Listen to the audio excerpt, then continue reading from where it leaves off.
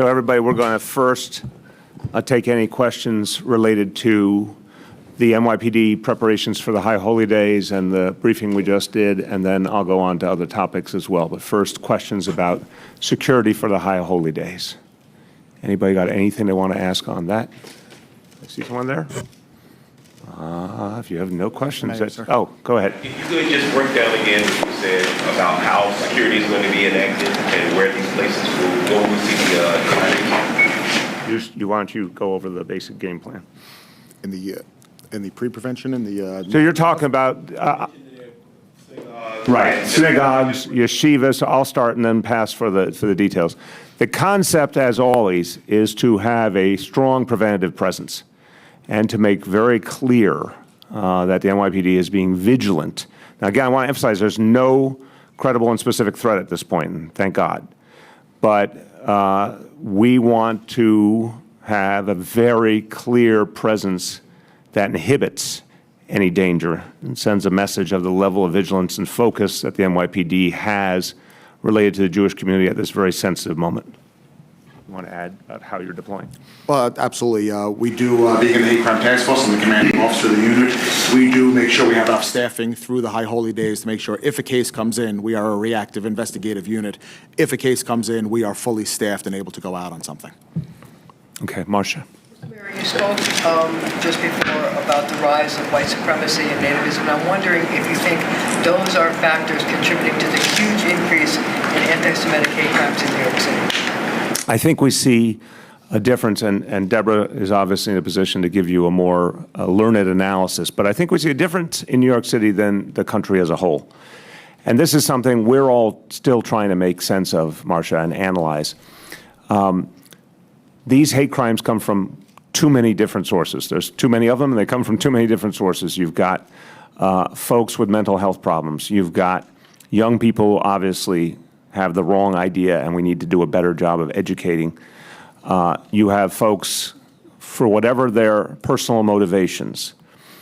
So I think in New York City, it is a different dynamic than what we see in some of the country. What happened in Pittsburgh and what happened in Poway was clearly related to white supremacy, to nativism, very violent strain of ideology that's extremely dangerous to the Jewish people. But all of it is bad. All of it has to be confronted. All of it has to be addressed. Thank God the kind of attacks we've seen elsewhere, those truly dangerous, violent attacks, that is not what we've seen here, but we can't rest on that laurel. We have to be vigilant. This is why first of all, it's crucial to show consequence, even for the smallest thing. You know, the smallest offense must be addressed, and there must be consequences. That's part of how you stop bigger problems. But it's also so important to engage the community.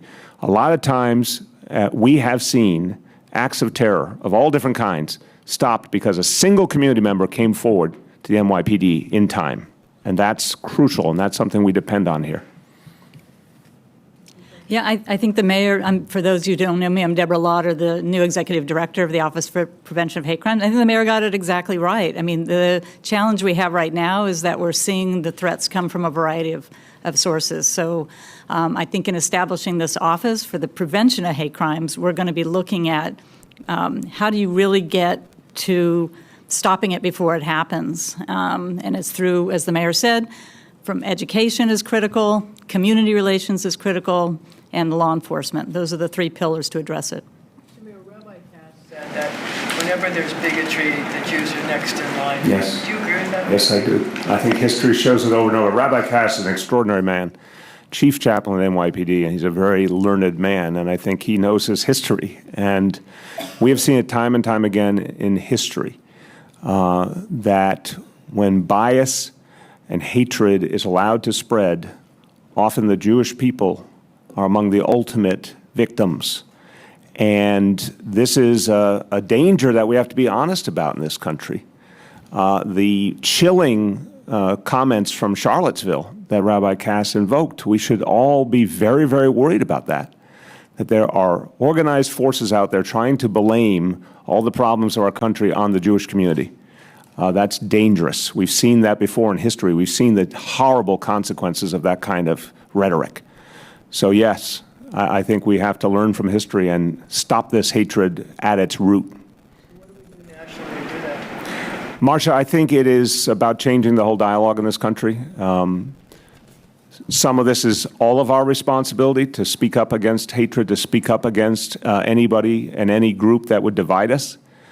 Some of this is a political solution, unquestionably. We need different leaders in Washington who are going to speak up for unity and mutual respect. I thought Rabbi Cass invoking George Washington, that's the kind of thing most Americans just never have heard of. You know, they haven't heard about that exchange, but that's something really powerful. Quote unquote, the father of our country, right? It's having the ability to say to Jewish leaders that this country is here to protect and welcome them in 1790. To be able to say so clearly, it's not just, I think it's very powerful, not just about tolerance, but about actual respect. Everyone is welcome here. That's America.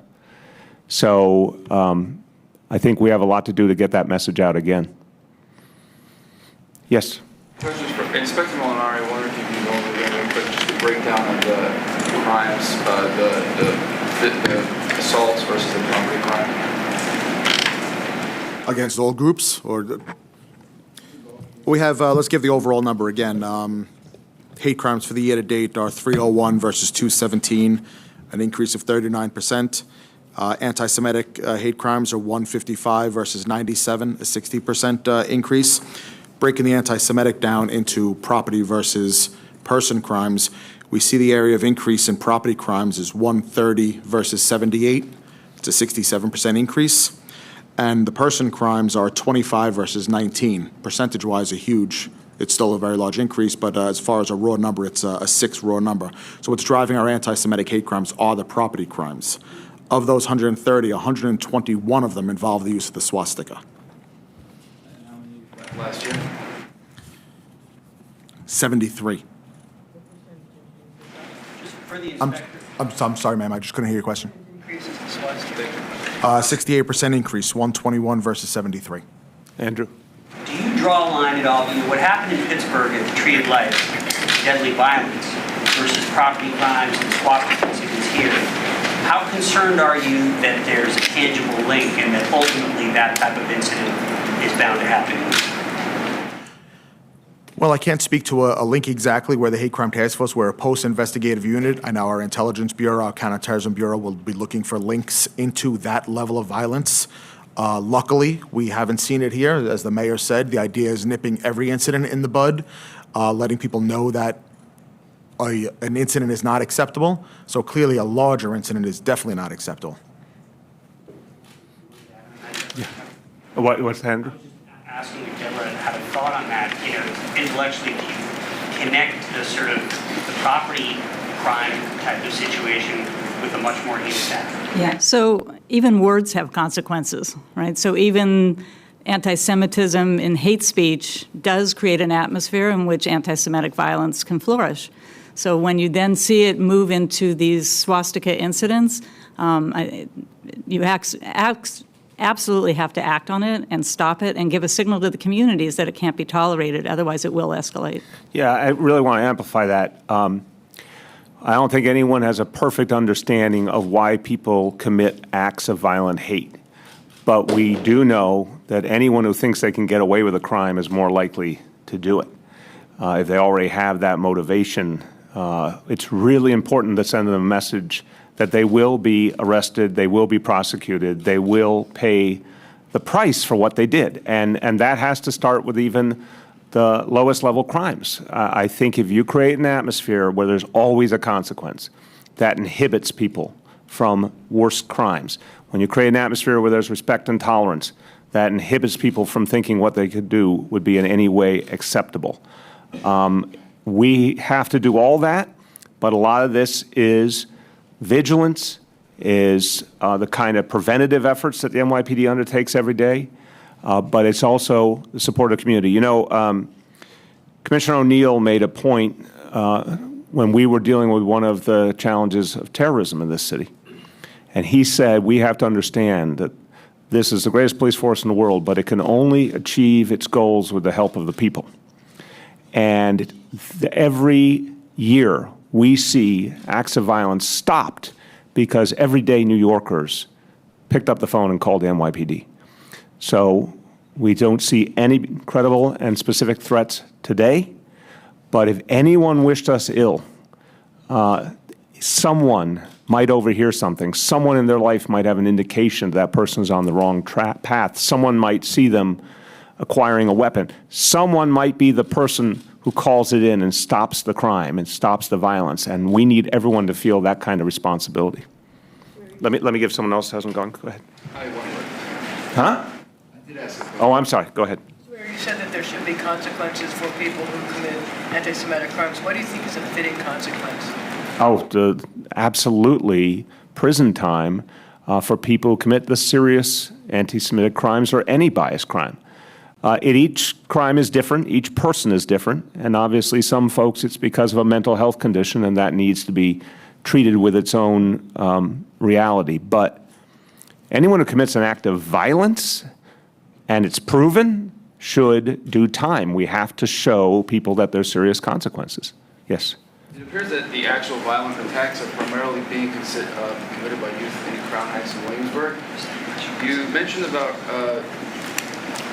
change in leadership, people who would show respect and tolerance. I'm wondering what kind of message it sends when many of our leaders, including yourself, embrace and speak at National Action Network. Al Sharpton is an unrepentant anti-Semite. I disagree with that. First of all, if you look at, and I think you should check the facts on this, if you look at all of the Jewish leaders, proud members of their faith, proud leaders of their community who have spoken there as well, I don't think they would agree with your statement at all, and I don't agree with your statement. In terms of the overall reality of Crown Heights, it is a very positive story in this city. I remember vividly when Crown Heights was torn apart in the early 90s, and I have watched people from all the communities of Crown Heights work together toward unity and mutual respect. And the acts of a very few in the community do not represent the overall reality of that community. So what we're dealing with there is some individuals, and we have to deal with them very aggressively. That is night and day from the larger reality we're facing in this country, where a organized political movement bent on hatred and violence has been growing. These are two very different things. With Al Sharpton regarding what? I disagree that people speaking there creates any kind of dynamic like you're suggesting, and I disagree with your characterization of him. It's not my experience with him. Again, I disagree with your characterization. I just don't see it the way you see it. All right, last call. Anything about today's briefing? Oh, yes. Slightly related. I just wanted to ask. Slightly related. That's a new category. I like it. I wanted to ask the commissioner. She's only been there a few weeks, I know, but have you had a chance to meet with the NYPD? Have you identified anything that you want to work on initially? I know it's early, but just wondering. Today's my 18th day, yes. Yes, I've met with a number of people from NYPD, including Deputy Inspector Molinari, and warmly welcomed for this kind of partnership. I had an interesting experience on Sunday. I went to the Crown Heights Festival, and I sat under a tent with community leaders, Jewish, African American, Caribbean American, who really wanted to talk about where they've gone since the Crown Heights riots. And it was enormously uplifting to hear what their commitment to keeping the community safe for all. And the discussion was, how do we normalize those conversations and how do we scale them? And so I think that's where this office can have an impact. Okay, let me see one more time. Last call on the briefing today and on the preparations for the High Holy Days. Yeah. Are there any specifics about what you're going to be doing? I know you can't say, where they're going to be specifically, but are there going to be an increase in patrols, an increase in the CRTs? And, yes. So I think the commissioner pointed in this direction, so I'll just spell it out. And again, we're not going to give specific locations. You're exactly right. But it's the use of the CRC and the SRG will be focused especially on the Jewish community. So that will be synagogues, yeshivas, key community locations. And part of what has worked so well as an anti-terror strategy, and also it's an anti-violence, anti-hate crime strategy, is presence when you don't expect it, and presence in substantial numbers and moving it around. That's been the way the NYPD has handled a lot of things, and so we're certainly going to be doing that during the High Holy Days. Going once, twice. Thank you, Inspector. Mayor, thank you, Being sir. here, and thank you for your good work. Thank you. Okay, we are going to go on to other topics. Other topics? Yes. SCI released a report this week on problems with the public school bus system's GPS. And they said of the director, Alexandra Robinson, that her management was, quote, a main contributor to the project's demise, and said she should be disciplined or terminated for her, quote, consistent willful neglect of the project's problems, her mismanagement of the project, and her failure to take corrective actions even when advised of significant issues. So I wanted to ask you, do you think Robinson should remain the executive director of OPT? So I have not seen the report, so the first thing I'm going to say to you is I'm not going to give you a detailed comment until I see it and am briefed on the overall situation. I will say what we saw at the beginning of last school year was unacceptable in terms of some of the mistakes that were being made with the school buses.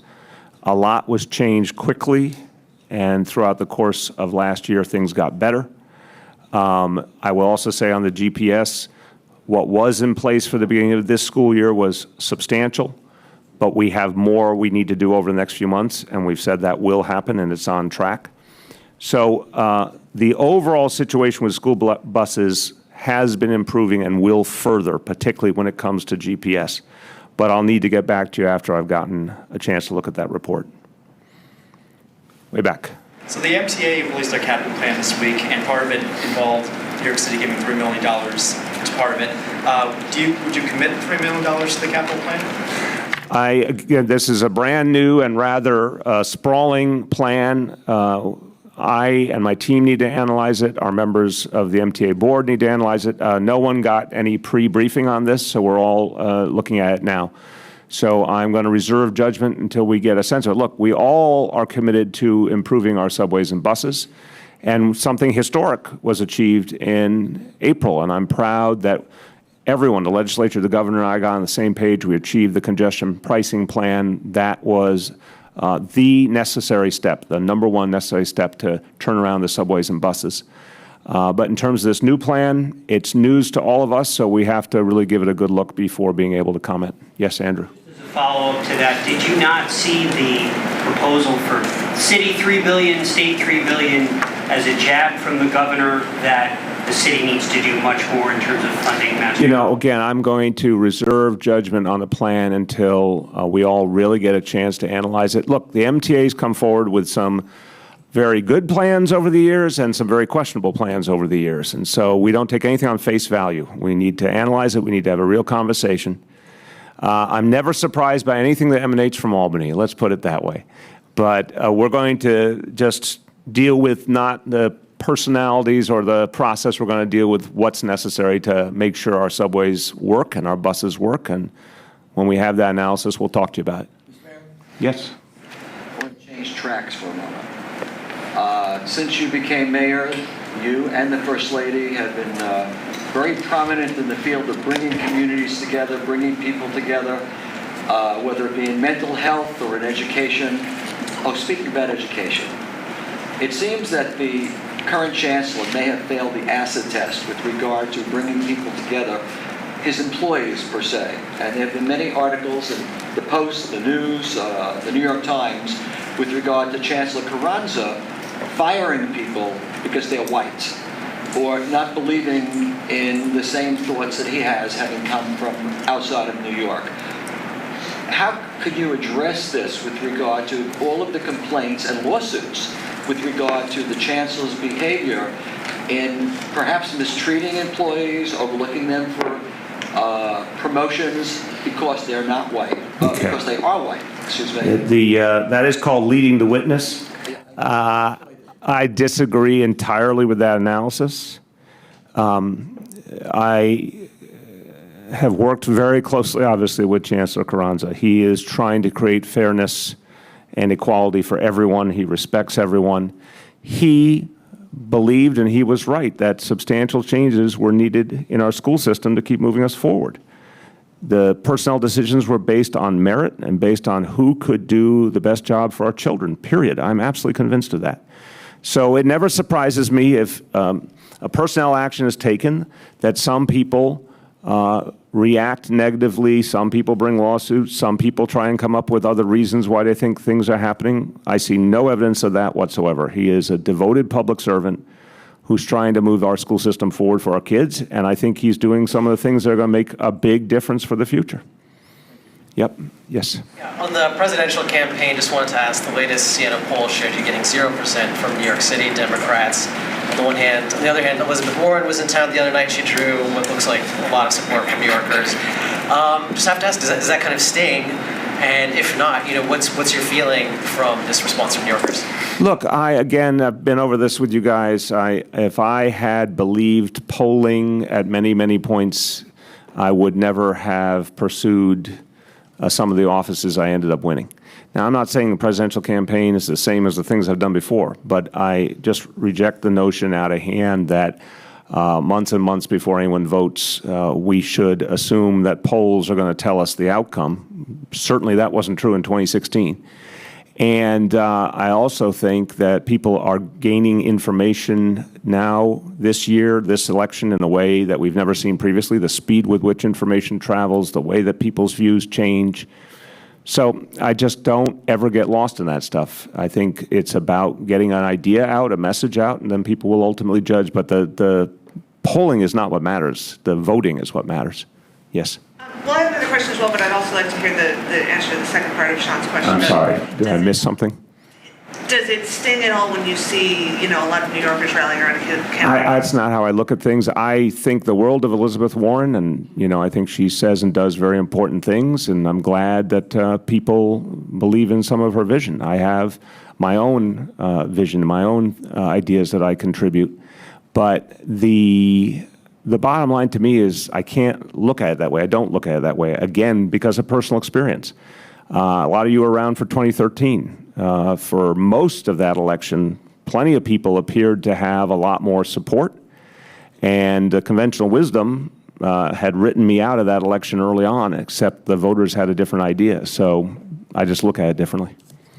My other question was, what do you make of the political opposition that's emerged to your plan for the Fulton houses, and do you intend to go forward with the plan even if the local elected officials don't? Well, I'm in dialogue with the local elected officials, and I'm going to be in dialogue with the residents of that development as well. And I think this process has just begun. I think we have a lot more to do to talk it through with people, to explain what some of the benefits are. Look, this is about, let's go back to why this plan even exists, because our public housing, 400,000 New Yorkers, they need a lot of help, and they deserve it. And that's a $32 billion need, which right now the federal government is not putting any new money on the table. We're still trying to finally get the older money from the state government. I'm hopeful about that, but we're not talking about new money. We're talking about getting the money that we were already owed.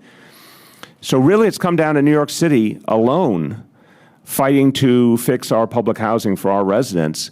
And there's no way we can do that if we don't have development as part of the plan.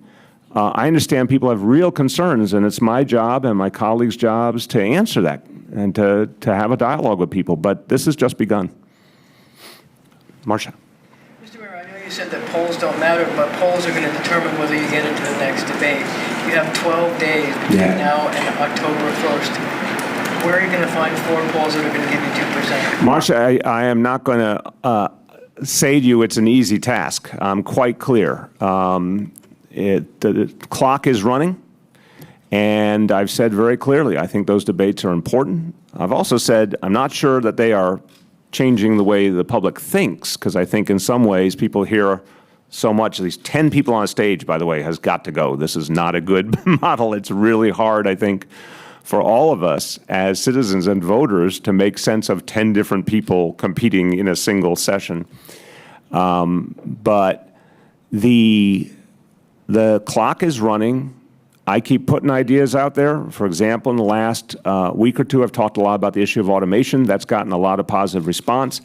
My job is to keep putting out there ideas that matter, keep putting out there a perspective that people can hear, and I think a lot of people like what they hear, but I know that clock is running and we've got only limited time to get what we need there.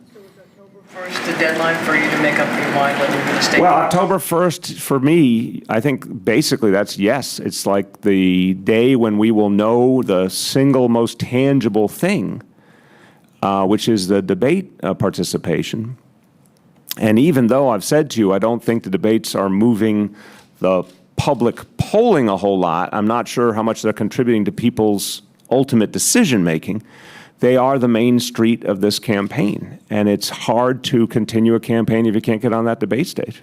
So on October 2nd, if you don't have 4 polls that give you 2%. Well, again, I'm not, Marcia, I can see where you're going. I'm not giving you a definitive answer. I'm only saying to you, yes, that's a very important moment of decision. Forward if you don't make the Just saying to you, it's an important moment of decision. Yes. In the MMR, with regard to NYPD police community relations, a data point, it says total civilian complaints against members of service is up to a 5-year high of 5,236 for FY19, up from 4,392 in 18. Wondering if you have a perspective on that, what's driving it, what we're doing to address it. Yeah, this one and I think there's more that we need to analyze here and understand, but I do believe fundamentally a big part of it is just the change that's happened at the CCRB. And I want to remind people, for 20 years with my 2 predecessors, the CCRB was not supported, funded, promoted as an important part of striking the balance in how we police, how we protect our communities, how we ensure the voices of communities are heard, and we create the right relationship between police and community. This is a reform, and anyone who wants to really remember their history, I saw something that just deeply, deeply affected me a few years ago, which was 1965, I believe it was, Bobby Kennedy and John Lindsay advocating for a CCRB. And it took till 1992 for it to be established because there was so much opposition from the right wing. And it's something we needed for a long time in this city. And then we finally got it, and it was not given the support it deserved. So it never really got to fulfill its function properly. And now with proper support, CCRB is playing that role. It's part of the balance we strike. And I ultimately think it's part of how we deepen trust between police and community. When people believe that there's an important check and balance, it's encouraging to them. CCRB has been going out into communities more, encouraging people if they have a concern to come forward. And that's good. A lot of those concerns are addressed through mediation, which is, whenever possible, that's the ideal. If someone felt something wasn't done right, everyone talk it through, work it out. And now we owe it to everyone, to our officers, to our community members, to have the CCRB process be speedy. And that's something we really focus on. We need speedy justice for everyone. We don't want it hanging over people. But I do want to say, I think a more active, engaged CCRB by definition means more people report their concerns, and that's ultimately going to help us to have the right relationship between police and community. Hold on one sec.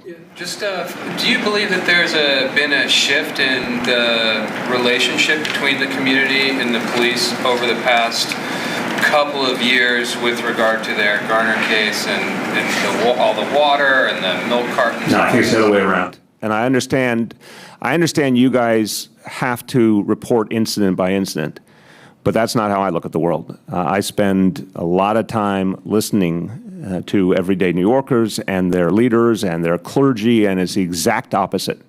And again, I feel a little sad, honestly, that your profession kind of almost forces you to have to portray a certain reality, and there's not a really easy way to do the alternative.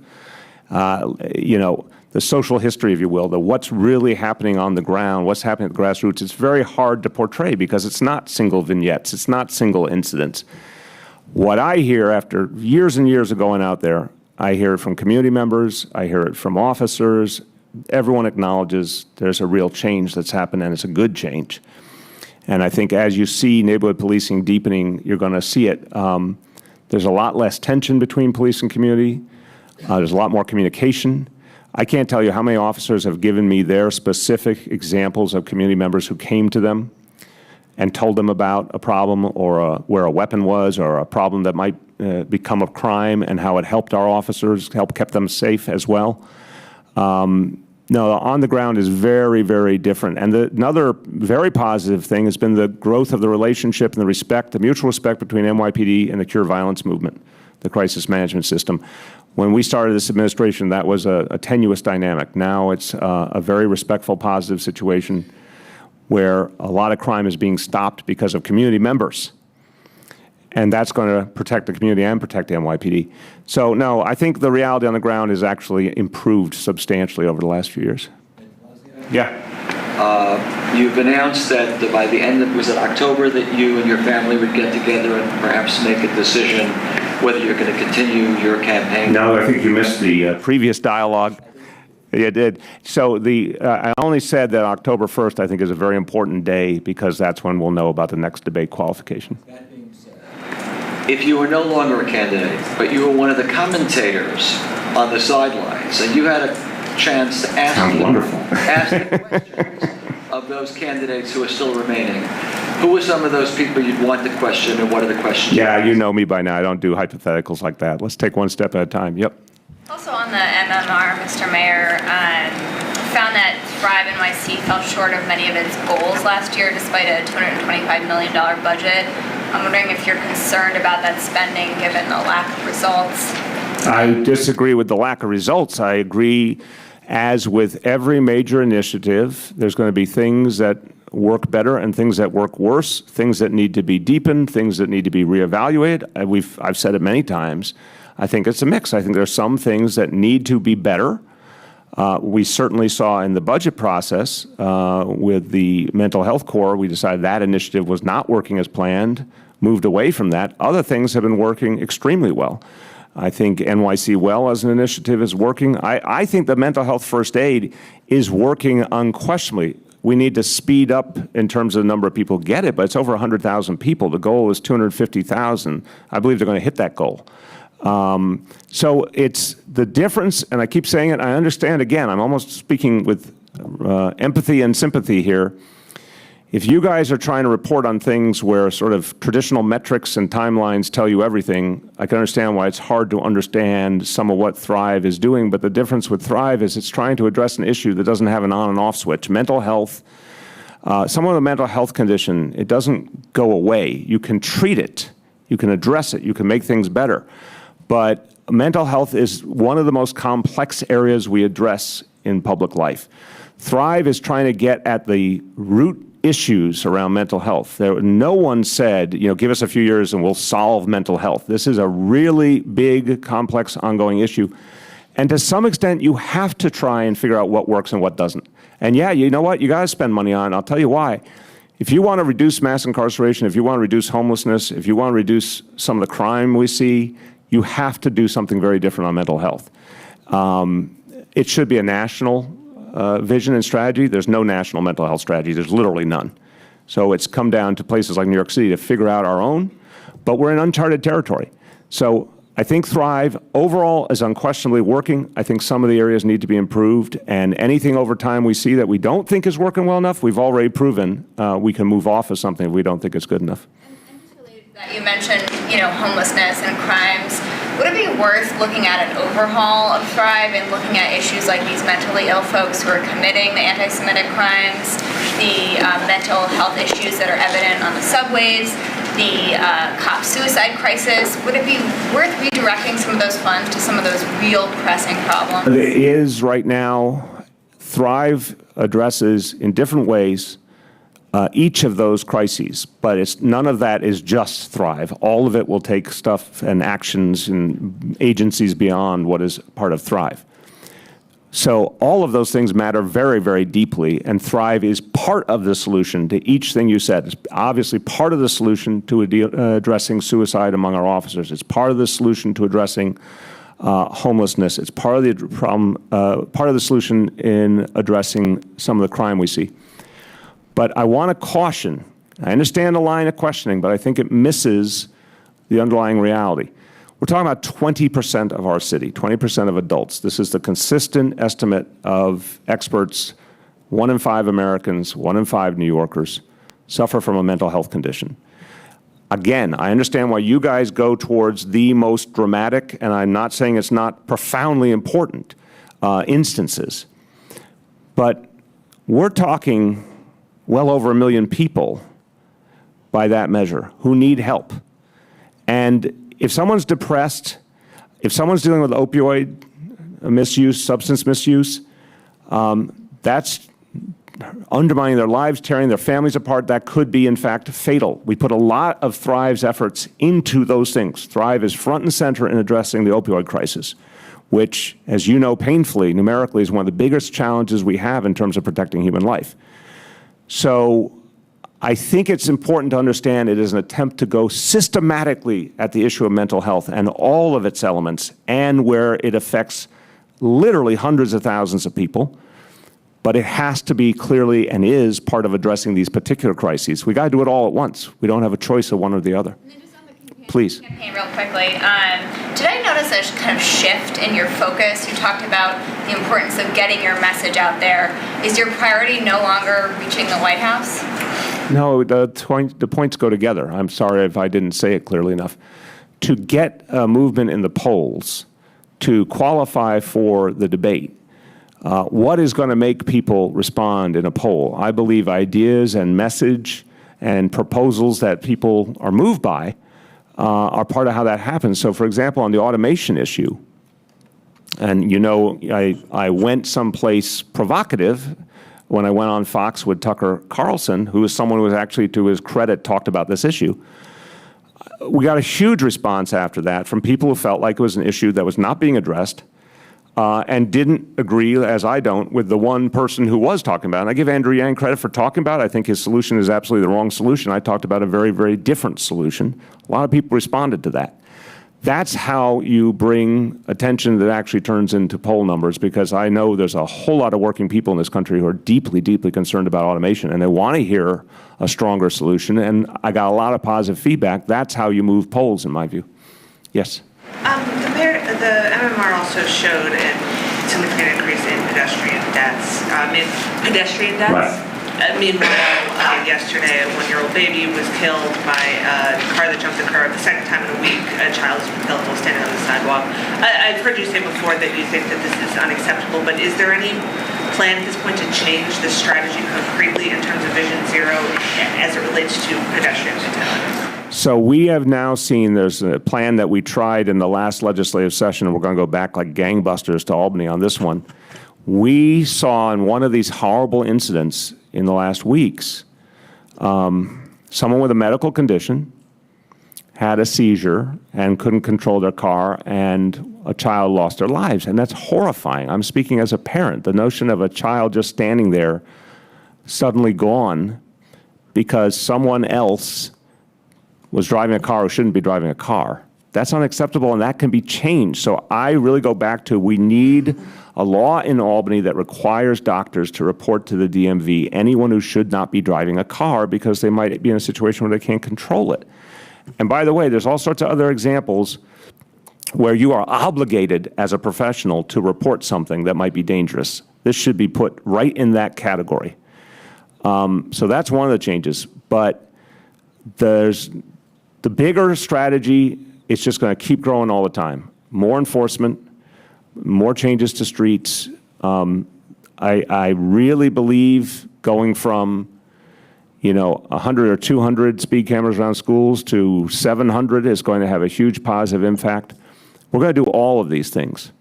But some of the things that are holding us back are problems in our law. Our law needs to have more consequences for people who kill others with a vehicle, and particularly needs to, I just don't understand how anyone who's got a medical condition that could turn them into someone who cannot control a vehicle, they should not be driving a vehicle, period.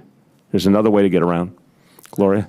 Gloria? Mr. Mayor, there was a column in the Washington Post yesterday, and the headline is, Bill de Blasio's presidential campaign has burned down, fallen over, and sunk into a swamp. That's quite evocative. 20,000 people showing up to an Elizabeth Warren rally here in the city that you're charged with running, the people that you say elected you in 2013 where the polls didn't matter, what are you doing differently in this race that you think you did differently in 2013 that delivered for you? And what do you say to many of those 20,000 people who showed up for Warren, who probably voted for you twice, who want to see problems here at home solved? They want to see you briefed on the MTA capital plan. They want to see you read up on the bus report. They want to see you doing something about cars jumping the curb and killing people on the sidewalk. Well, what are you... Gloria, again, I respect the question, but I think you're missing all the things that we have been doing that, from talking to everyday New Yorkers, I think they do understand. I have not met a New Yorker who doesn't understand that Vision Zero is like nothing they've ever seen before. So I'm going to just not accept the frame of that question. I put forward a vision in 2013. It got ratified by the people. I brought it back in 2017. It got ratified by the people by 2/3, and we're actually putting it into action. And bluntly, there's a whole lot of people gotten elected to things who never even came close to putting their vision into action and keeping their promise to the people. So I'm just going to tell you, when I talk to New Yorkers, they know this is a safer city. They know we've changed the relationship between police and community. We got rid of stop and frisk. They know that our schools are getting better, and they appreciate that. They know that our economy is strong. They certainly know that Vision Zero is a serious, strong strategy to protect people's lives. So I would say that New Yorkers understand the direction we've been taking, and they agree with it. In terms of the difference between every election is different. That's a true statement. There's still a lot of time on the clock in this election, and we've seen a lot of unpredictability in this election. So my job, again, is just keep getting the word out, keep getting my vision out. I believe it is really consistent with where people are right now. I mean, I'm judging from all the response I've gotten around the country on the ideas and the issues. There are other candidates who have done a fine job, and I give them credit, putting together their campaigns, getting their word out. But I'm only saying to you, I always live by the notion it's not where you start, it's where you finish. Do you think you spent enough time while you were deciding whether or not you were going to run, figuring out how you were going to run? Well, I'm not going to try in the middle of doing the work to understand everything. That's something to be done another day. But I will say to you, there's no question, and we've been clear from the beginning, that, trying to put together a campaign and get a message out to the whole country is a really challenging endeavor. But I felt from the beginning, I still feel, that if you have done the work, that is what is different and meaningful. Everything I've talked about out there is based on actual things we've achieved here in New York. And that is appreciated, by the way, by voters. They do know the difference between someone offering an idea versus someone who's putting an idea into action. So I think the underlying idea of saying, hey, I think we need a very different approach in this country, and that I can talk about it from actual experience is meaningful. But in terms of understanding, each step of a campaign, we do our best to do that in real time, but a lot of times you can only do that with some remove. Okay, last call. I got 2 and out, 3 and out. You've had your chance, brother. 3 and out. You said you don't concern yourself with polls and you don't think they're an accurate indicator of what the voters are thinking. So what to you is the accurate indicator that... The election. So you're saying that you're not going to... No, guys, we've been over this 1,000 times. I'm not going to go back over the timing and everything. I am telling you from personal experience, and again, I think you were all around on November 7th, 2016. The polling misled everybody in this nation. The result was different than literally almost anyone in public life thought it would be. So it is September. The first voting in this country is not till February. And I will predict to you right here, this is going to be a long, long primary season. I would not be shocked if the first 4 states were won by 4 different people. This is going to be a long, long thing. So that's what I'm saying. I'm just not lost in polling in September when the election's not until February and beyond. Marcia. Mr. Mayor, I wonder wonder, in a lighter note, if you have a strategy for dealing with bubble gum. I know it's not the most pressing. Marcia, bubblegum? Turns out that tourists are getting on those double-decker buses Yes. and trying to stick bubble gum on traffic signs and other things around the city, and I wonder. Marcia, why are they doing this? I'm not a tourist, so I can't tell. But I know you're an intrepid reporter. What would make someone want to put bubblegum? It's a thing on the internet. People take pictures of themselves sticking gum from a top. Because they're of a proud they put bubblegum on a sign? outside City Hall on Broadway between, near Murray Street, near 250 Broadway, where the buses go, and they lean over and they stick their bubble gum. And if you take a look at the sign, it's hard to read. I wonder if you have a strategy for removing the bubble gum from the signs. I find, I'm glad you're raising this important issue. I want to talk to these people and understand why on earth they think it's really cool to put bubblegum on a sign. So I'm just like, I need to understand what's going on in these people's heads. Maybe we could analyze their psyche. We could figure out a strategy to stop them. I'm like, guys, I'm into Instagram, but why is that cool? That you would want to get on top of a tour bus in, say, Iowa or some other place. Marcia, I am... Chew gum and try to stick it on the sign, leave your mark in one of those... First of all, Marcia, I'm tall enough, I don't need to get on the bus to put the bubblegum up there, but I must tell you, in my whole life, I never said, hey, let me put my gum up on that sign. Just never happened. Let them chew on it a while. Let me chew on it. Oh! That is very good. Do you plan on attending the climate strike on Friday? Louder? Do you plan on attending the climate strike on Friday, and have you met with Greta yet? Do I plan on attending the climate strike? I'm certainly going to participate in one of the events. We're still working on the specifics, but definitely participating in something. And? Have you met Greta yet? I have not met Greta. I admire her work. I wanted to say something that's beyond my respect for what Greta has done. I think it's important to talk about tons of thousands, hundreds of thousands of young people who have been part of this movement all over the world. And one of the most powerful things I've experienced going all over this country these last few months is high school students and college students and folks in their 20s who are very, very focused on addressing climate change and are putting immense energy and passion into stopping global warming.